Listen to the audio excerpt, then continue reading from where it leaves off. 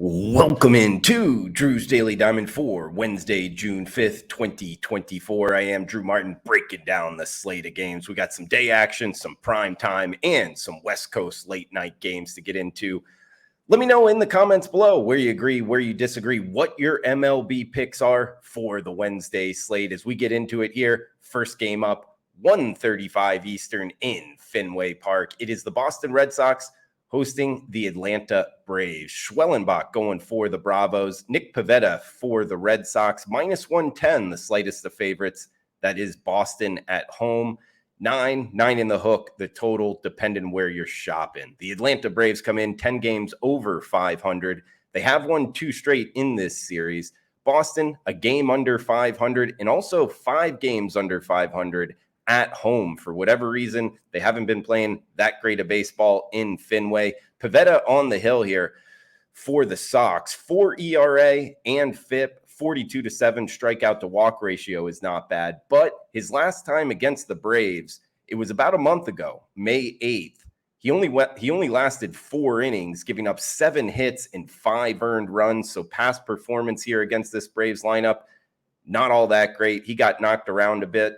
Schwellenbach, the starter here for the Braves, second rounder out of Nebraska, the former Cornhusker. It's his second start in the show. He went 5 innings, 3 earned runs with 5 strikeouts against the Nationals his first time around. So pretty good start, throwing 96, 97 miles per hour. The Braves have been good against righties. I know that lineup a little bit banged up right now, but overall I think we get the better team, better against handedness of pitcher, better overall lineup here, guys. And at the reduced juice, -103, the slightest of underdogs. That's how we're going to bet the first one up. It's on the Atlanta Braves, minus the 103 price tag. As we head to the Space City up next, Houston Astros hosting the St. Louis Cardinals. 2:10 Eastern start. Miles Mikolas, the guy rocking the great mustache there, up against Blanco for the Astros. Stros, -165, home favorites, 8 in the hook being the total. Mikolas for the Redbirds, 35-year-old out of Nova Southeastern, 50-14 strikeout to walk ratio. His ERA isn't pretty, 5.5 ERA, but his last 4 starts, he's been good. No more than 3 earned runs given up. In last year versus the Astros, he went 5 innings, 5 earned, 7 hits in that game. So we'll see if he can kind of bounce back. That also was last year, so kind of go with a little bit of pumping the brakes on that one. Blanco going for the Stros, 2.4 ERA, but north of a 4 FIP. Andy is off of his worst start of the year. He gave up 4 earned in 4 innings with 3 walks as well. We talked about this one. Actually, we talked about the first 2 here, guys. We're in bounce back. We lost on the Red Sox yesterday, also lost on the St. Louis Cardinals yesterday. But I think the Cardinals are the side here, guys. Plus 150. I think that's a little bit too much respect for the Astros at home. Their lineup still overall over the last 2 weeks, a bottom 5 lineup in MLB. And the St. Louis Cardinals, you go back 2-3 weeks, they've been playing really good baseball. I think Mikolas has a quality start here. I think the Cardinals plus the 50 cents worth a look in Houston. We got 3:10 Eastern. Heading a mile high for the Cincinnati Reds and the Colorado Rockies. Hudson going for the Rocks. Graham Ashcraft going for the Reds. Reds come in 5 games under 500. Colorado 21-39. However, they have been a lot better at home. We've talked about it a couple times on the show here, guys. They're just 8-23 on the road. So anytime this Rockies team gets outside of Colorado, looking to fade them. But at home, they have been a lot better bet. They get Hudson on the hill, the former first rounder out of Mississippi State, a 5 ERA, but his last time out, 7 innings, 1 earned run against the Dodgers. And the start before that in Colorado, he was up against the Phillies lineup, 6 innings, just 2 earned runs. So against 2 of the better lineups in MLB his last 2 times out, he's pitched really well, including a start in Colorado. So he's taken a big step down in class against this Reds lineup. And love the angle here, guys. Ashcraft pitching in Colorado. It's only his second start. The former UAB Blazer in his 1 start in Colorado. Almost 1,000 team OPS against. He only lasted 5 innings, north of a 2 whip, meaning For each inning he completed, there was more than 2 batters that reached base in that inning. That's alarming. He gave up 7 earned and 10 hits, so 2 hits per inning pitched. He's not pitching deep this season so far. He's actually never made it into the 7th inning. He's got a 5.8 ERA, over 20 walks on the season. Walks will kill you in Coors. This Colorado lineup overall over the last 2 weeks has been a lot better. Cincinnati, hey, I know we lost going on the rocks last night, but I don't think they get swept in this series. We are on Colorado, the home dog barking a mile high, plus 115. That's the Rockies at home. Next one up, 3:40 Eastern. It's the San Francisco Giants and the Arizona Diamondbacks. Jordan Hicks going for the Giants. Jordan Montgomery, the lefty, going for Arizona in this NL West battle. Looks like Arizona minus $1.25 as the favorite at home. 8 in the hook being the total in the desert. Hicks on the hill. He's a guy we bet on a couple times with some mixed success. 96, 97 miles per hour, 2.7 ERA. Against this Diamondbacks lineup on April 21st, he went 5 innings, just 1 hit given up. So he dominated this D-backs lineup a little bit more than a month ago. Think he can do the same here, guys, as he's up against Montgomery, a big name, the guy that he kind of held out for more money, didn't get the contract he wanted. Hey, sure enough, this season, 5.5 ERA. He has not looked all that great. His last time out, he just lasted 4 innings, giving up 9 hits and 6 runs against the Mets, also 3 walks as well. He's a guy that earlier in his career, he was throwing like 94, 95 miles per hour. He's down to 91 his last time out. That kind of reduced velocity. I don't think he's the same pitcher here, guys. We're actually going to look to fade him. Plus, this Diamondbacks lineup, a lot better against lefties, and they do not get a lefty here. They actually get a hard-throwing righty. They're a bottom 10 lineup against righties, top 10 lineup against lefties. So kind of a negative lefty-righty dichotomy for the home team. Giants, bullpen edge as well. Let's list Hicks as the starter. Wrong team favored. Plus 110. That's the Giants in the desert. 4:05 Eastern. Up next, we'll head to the nation's capital. New York Mets, Washington Nationals. Patrick Corbin, the southpaw, going for the Nats. Luis Severino going for the Metropolitans. Minus 140, that's New York as the road favorite. 9 in the hook being the total. The Mets have won 2 straight, yet they're still minus 8 units on the season, sitting 9 games under 500. Severino on the hill. He's been up and down this season, but not great recently. Last time out, 5 innings, 4 earned against those D-backs.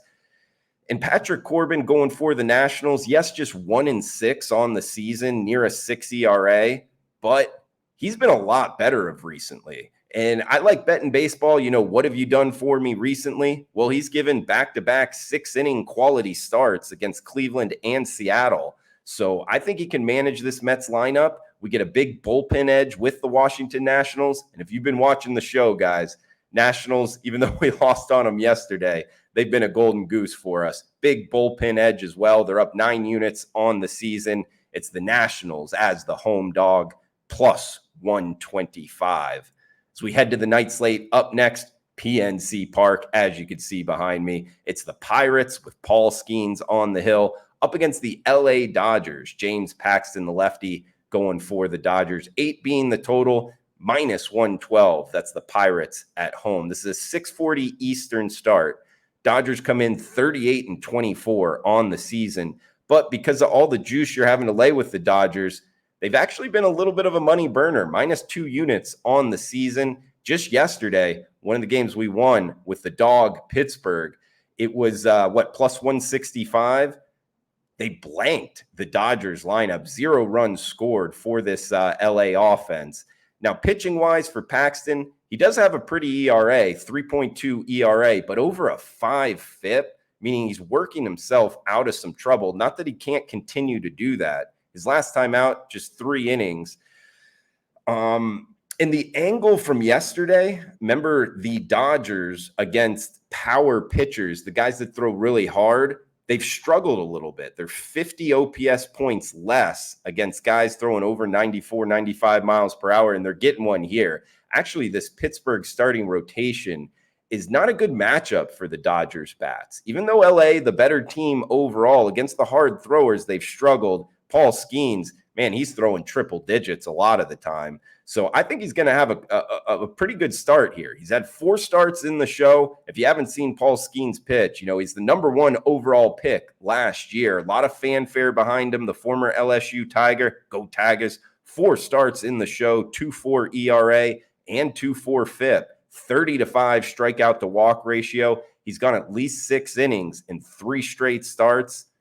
I think he gets another quality start here against the good Dodgers lineup. I think he can manage his way through. Lastly, Pirates a lot better against lefties. They have a lefty-righty dichotomy. They've hit lefties pretty well. I think they get to Paxton, just 12 cents on the home team. That puts us on the Pirates. Couple games left, guys. We'll head north of the border for the next one. Baltimore Orioles, Toronto Blue Jays. Albert Suarez going for the O's. Jose Berrios going for the Jays. Looks like -120. That's the Jays as the home favorite. Total of 8. 7:07 Eastern start in Rogers Center. It's Baltimore, 39-20 on the season, +9 units. Actually, we talked about it when it started Drew's Daily Diamond. Since 2022 opening day, the Orioles are now up almost 70 units of profit. That's got to be one of the most profitable teams to bet on over the last 2.5 years. They've won 2 straight games. They're now just 2.5 games back of the New York Yankees in the AL East. Toronto 28-32, 4 games under 500, but in a difficult division there in the AL East. They are sitting in last place. Suarez for the O's, he's got 11 appearances on the season, just 5 starts. So half bullpen, half starts, 1.5 ERA, and he's riding a hot hand. Just 1 run given up in his last 16 innings. I actually like this guy, Suarez. Nothing against Berrios. He's got good numbers as well. Sub-3 ERA, but he's got north of a 4 FIP, kind of working himself out of some issues. And here's an angle that I like in this one. He's Berrios, Toronto up against a good Baltimore lineup.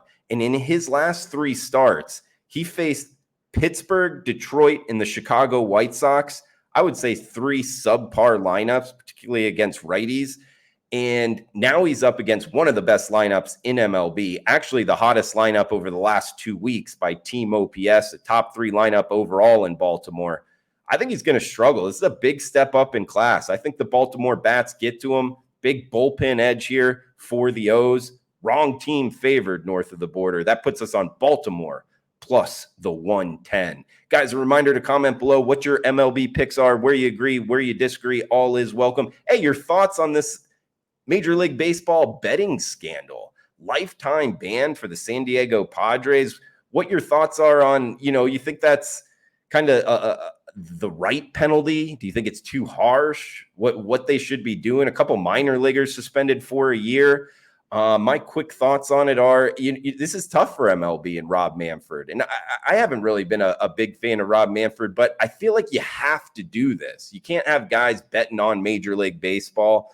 If I was going to quirk some of the rules, I might let, some of these guys bet on international leagues. Like if a Mexican guy or a Dominican guy wants to bet on the Mexican baseball league or the Dominican baseball, or any guy bet on any league outside of MLB, I don't really see a problem with that. But you can't be betting on Major League Baseball, particularly when your team's playing. So a lifetime ban in Major League Baseball. It's the first time since Pete Rose, I believe. Anyway, let me know your thoughts in the comments below.